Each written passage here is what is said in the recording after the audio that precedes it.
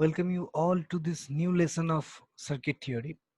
In last class, we discussed about series and parallel combination of circuit elements. Today, in continuation with that, we'll be discussing some more about the series and parallel combination. In last class, we discussed about what are the series or parallel combination, what are the applications of series parallel combination of different circuits. And also we discussed about how to calculate equivalent resistance of series combined resistors or parallelly combined resistors, how to calculate equivalent resistance of a complex circuit involving series and parallelly combined resistors. All those being discussed in last class. Today we'll be discussing about how to get overall or equivalent inductance for a series or parallelly combined inductors, equivalent capacitance for series parallelly combined capacitance, and how to get calculation of equivalent source voltage values for series parallelly combined voltage sources or current sources likewise. So today we'll be discussing about the series and parallel combination of inductance, capacitance, and different energy sources. So let us start with the topics to be covered today. First, we'll be discussing about series combination of inductance, then parallel combination of inductance, then series combination of capacitance, parallel combination of capacitance, and later we'll be discussing about series and parallel combination of energy sources. Let us start with parallel combination of capacitance. See here, as you all are now familiar that this kind of combination could be considered as parallel combination, as all these capacitors are having same starting point and same terminating point. You all are familiar with the equation I equals to CV. In the very beginning class, we discussed that this formula. Now applying this formula, we can get what should be equivalent capacitance of parallelly connected capacitors. First of all, as you know, this is the total current coming out from supply. Now this current will be divided in the parallelly connected paths.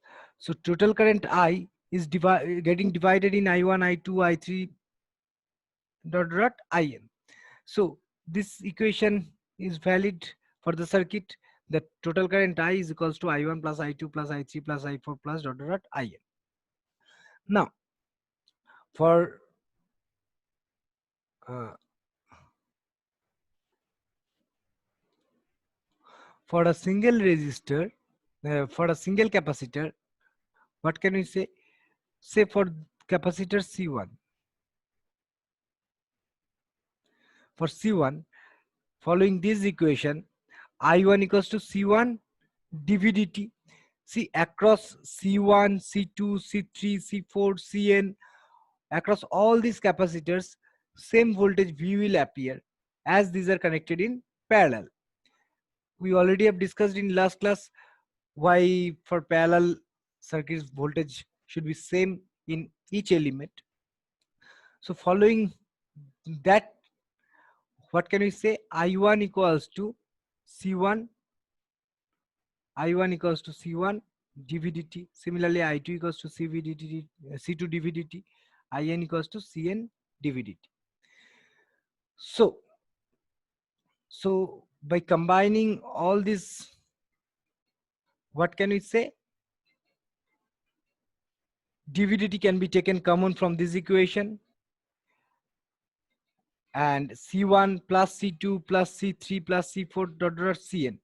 This can be written as summation of, as mentioned here, summation k equals to 1 to n Ck, where k will vary from 1 to n, C1, C2, C3, likewise. So this is a general expression. This is a general expression of this equation. Now, Now dvdt should be there, and this should be the equivalent capacitance. Why? Total current I should be equals to C equivalent total capacitance into D of total voltage dt. Here we have got I equals to summation of k equals to 1 to n ck dvdt. So by comparing this equation with this one, we can write cq equals to summation of k equals to 1 to n ck. Now 1 to n can be written as c1 plus c2 plus c3 plus dot dot cn. So this is equivalent capacitance of parallelly connected capacitors. Similarly, we can find equivalent capacitance of series connected capacitors, which will be equals to this 1 by cq equals to 1 by c1 plus 1 by c2 plus dot dot dot 1 by cn. So what can we sum up here? For series combination of for parallel combination of capacitors, equivalent capacitance will be addition of all the capacitance C1 plus C2 plus C3. For series combination of capacitors, equivalent capacitance will be obtained by following this equation. 1 by Ceq equals to reciprocal of all the capacitances and their summation. Similarly, let us try to obtain overall or equivalent inductance for series connected inductors. Here see L1, L2, L3, Ln all are connected in series. Now in case of series combination, current will be same and voltage will be different, as we all know. so following this equation,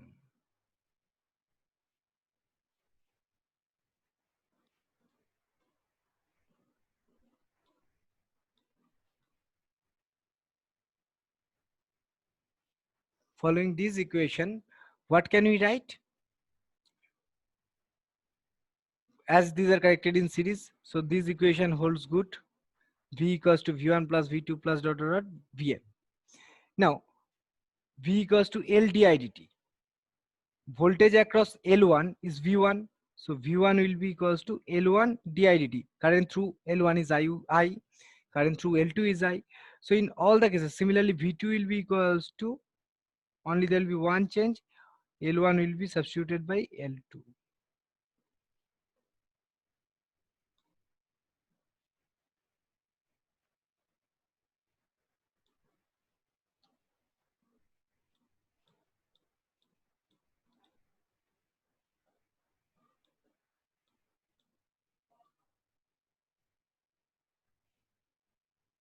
Okay, so V2 equals to L2 di dt.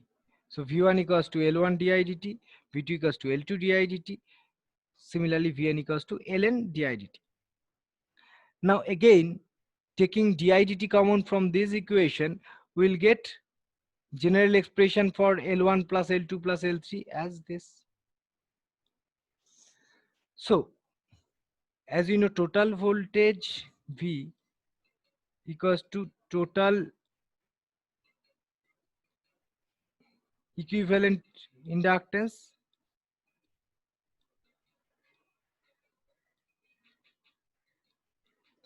into di dt. So Leq can be written as this summation of k equals to 1 to n Lk, L1 plus L2 up to Ln. So this is formula for equivalent inductance of series connected inductors. Similarly, for parallelly connected inductors, equivalent inductance could be 1 by Leq equals to 1 by L1 plus 1 by L2 plus 1 by Ln. So these are the formulas associated with calculation of equivalent inductance or equivalent capacitance. Let me summarize up to this. For parallelly combined capacitors, equivalent in capacitance will be addition of each capacitance. For series connected capacitors, equivalent capacitance can be 1 by Ceq equals to 1 by C1 plus 1 by C2. That is reciprocal of addition of reciprocal of all capacitances. For series connected inductors, Leq equals to L1 plus L2 plus L3 dot dot dot. For parallelly connected inductors, it will be 1 by Leq equals to 1 by L1 plus 1 by L2 likewise. So that is how we can calculate equivalent capacitance and inductance for series and parallelly connected inductors or capacitors. Now let us discuss about how to get overall or equivalent voltage value for series connected voltages or for parallelly connected voltages. If ideal voltage sources are connected in series, see these two voltages are connected in series, so equivalent or overall voltage will be V, which is equals to sum of V1 plus V2. Now note that here plus minus, this minus is connected to plus of another voltage source. That is why total voltage V equals to V1 plus V2. Now suppose you have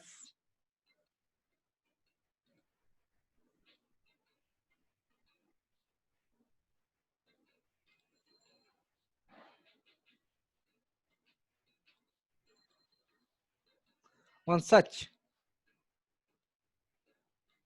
V1, V2, then overall voltage will be V equals to V1 minus V2. So equivalent voltage could be added up or could be subtracted depending on the lead connection. If negative of one terminal is connected to positive of another, then voltages will be added up. If negative gets connected together, then voltage will be subtracted.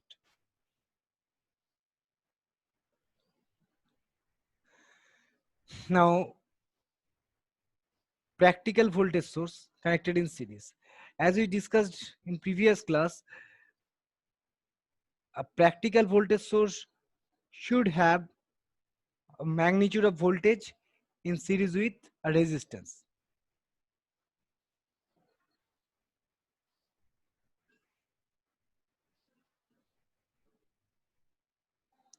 So this is voltage source 1, this is voltage source 2.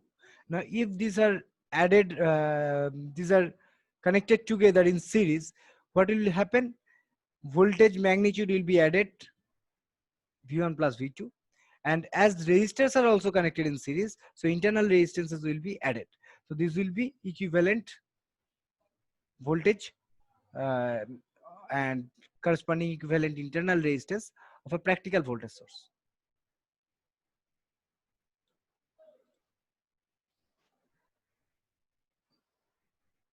Now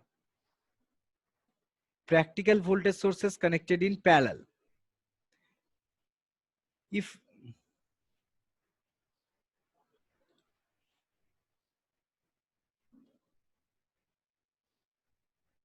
okay, ideal voltage sources connected in parallel. I skipped this one. Suppose this is V1, this is V2. If these two are connected in parallel, there should not be any existence of such circuit, because as we know, voltage in parallel circuit must be same. So different voltages connected in parallel is violating the basic rule of electric circuit. So connecting V1 and V2 to different voltages in parallel is not a practical one. So this will not be working fine. That is why if we connect two voltages in parallel, then we must connect two voltage sources of same magnitude. Two voltage sources of same magnitude.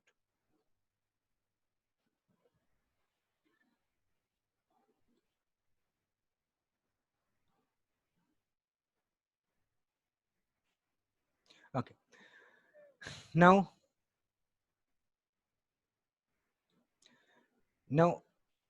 two practical sources, two practical voltage sources with their internal resistances are connected in parallel. So V1 is having R1 resistance. So a voltage source with series resistance can be converted. This voltage source with series resistance can be converted to equivalent current source with parallel resistance. So how this conversion takes place, that will be discussing in later slide.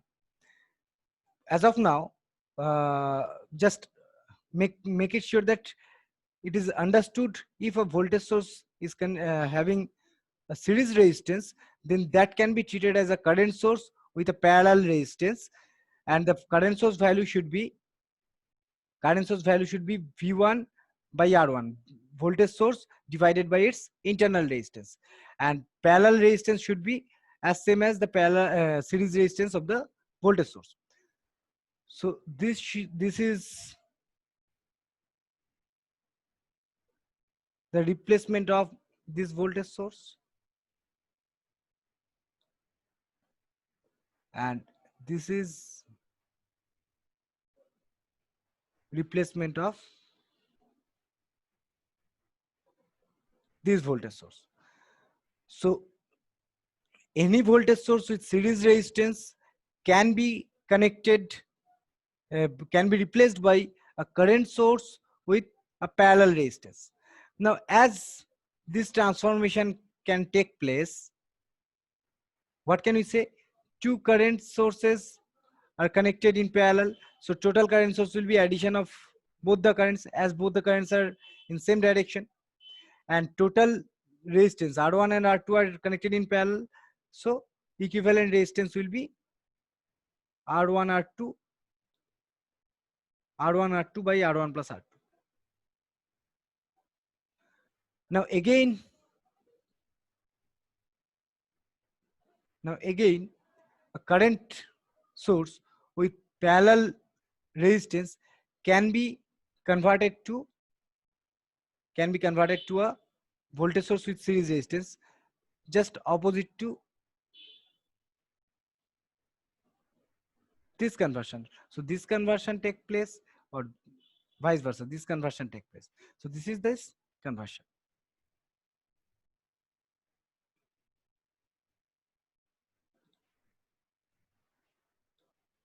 Now two ideal current sources in series. So this is also an impractical circuit.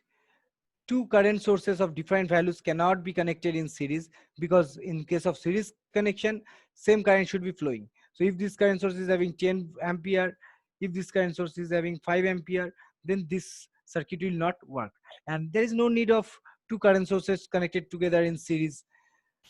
Rather, we can connect only one source that will serve the same purpose.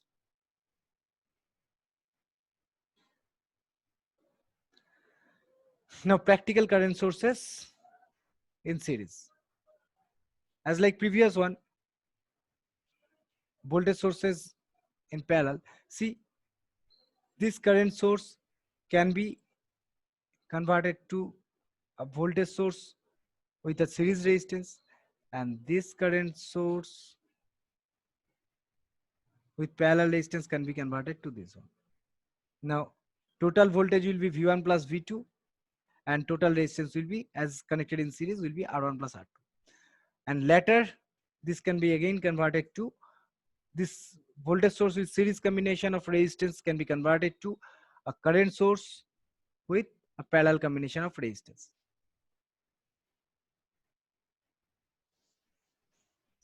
Now ideal current sources connected in parallel. It is very simple. Two current sources, two parallelly connected current sources, when added up, when connected in parallel, the overall will be summation of these two, I1 plus I2. But now if this is a current source I1 and this is a current source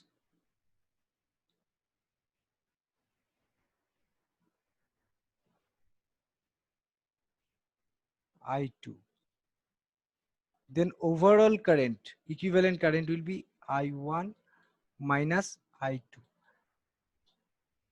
as these two currents are in opposite direction. So for same direction of currents, they will be added up. For different direction or opposite direction of currents, they will be subtracted. Practical current sources in parallel. So for practically connected practical current sources connected in parallel, this is one practical current source, this is another practical current source. If connected in parallel, both the currents will be added as like before. Two current sources connected in parallel will be added up, and as resistors R1 and R2 are connected in parallel, so equivalent resistance will be R1 R2 by R1 plus R2.